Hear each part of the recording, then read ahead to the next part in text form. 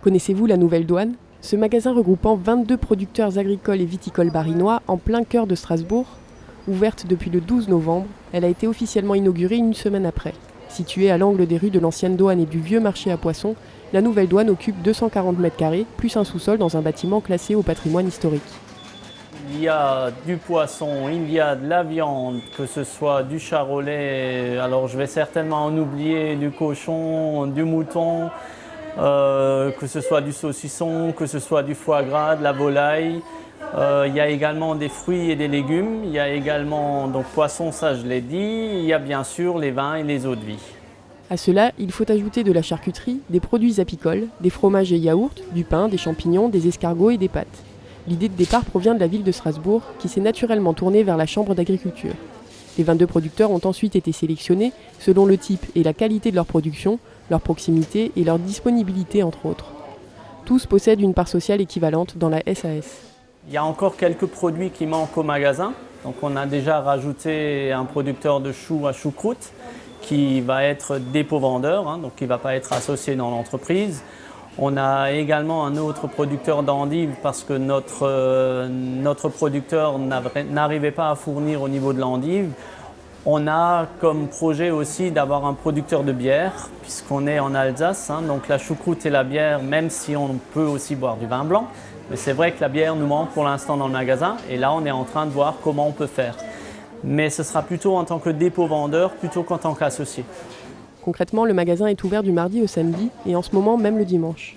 En fonction des jours, 6 à 8 producteurs se relayent pour la mise en place, le conseil et la vente des produits. Et pour compléter ces effectifs, 4 personnes ont été spécialement embauchées. Le magasin est géré à tour de rôle par chaque producteur chargé de manager les équipes le temps d'une journée. On nous a demandé le chiffre d'affaires qu'on souhaitait faire dans le magasin et les temps pris pour chaque entreprise correspondent au chiffre d'affaires qu'on pense faire dans le magasin. Tout ça, ça va être affiné avec le temps, puisque là, on est sur la fin d'année. Je pense que quand on aura tourné pendant 6 mois, on affinera un peu plus les temps de présence des uns et des autres. Au jour d'aujourd'hui, on a surtout augmenté les temps de présence de tout le monde. Alors, il y en a certainement qui pensent passer trop de temps dans le magasin et d'autres pas assez. Tout ça, ce sera affiné après 6 mois d'ouverture. Les producteurs engagés dans la démarche ont pris part à des réunions tous les mardis après-midi pendant 2 ans, au cours desquelles ils se rendaient sur chaque exploitation du réseau pour apprendre à se connaître et comprendre les techniques de production de chacun. Je pense que c'est un petit peu dans l'air du temps quand même, des magasins collectifs. Déjà, collectivement, on a eu l'opportunité de cet endroit, qui est quand même un endroit privilégié à Strasbourg. On est quand même au centre-ville de Strasbourg. Voilà, tout seul, je ne pense pas, mis à part sur un marché, qu'on arrive à avoir une telle place. Donc ça, le collectif l'a amené.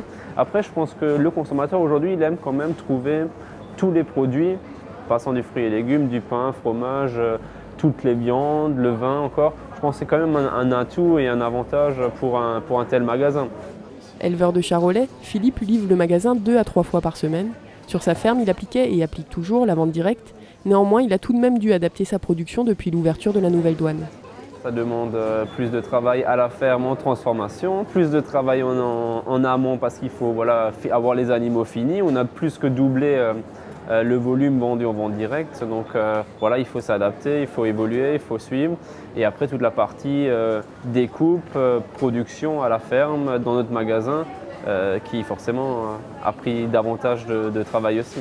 Les producteurs n'ont pas encore le recul nécessaire pour savoir si leur bon démarrage en termes de chiffre d'affaires est dû à la période d'avant-fête, à la publicité ou au marché de Noël à proximité.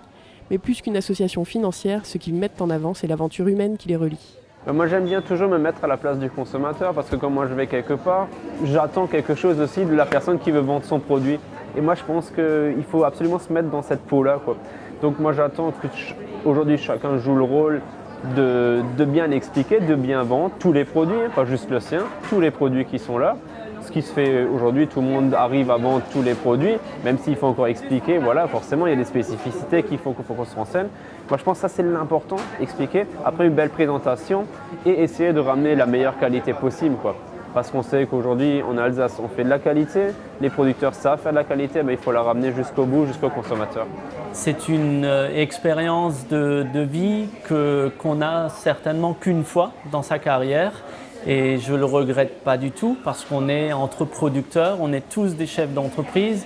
Et le fait de travailler ensemble, Il y a un vieux proverbe alsacien qui disait qu'on a du mal à mettre 2 paysans sous un même parapluie. Là, il y en a 22 dans le même magasin. Donc, je peux vous expliquer que, on peut surtout dire qu'on a réussi et qu'il y a 22 paysans qui sont sous un même parapluie et qu'on travaille ensemble. Et c'est ça qui est impressionnant.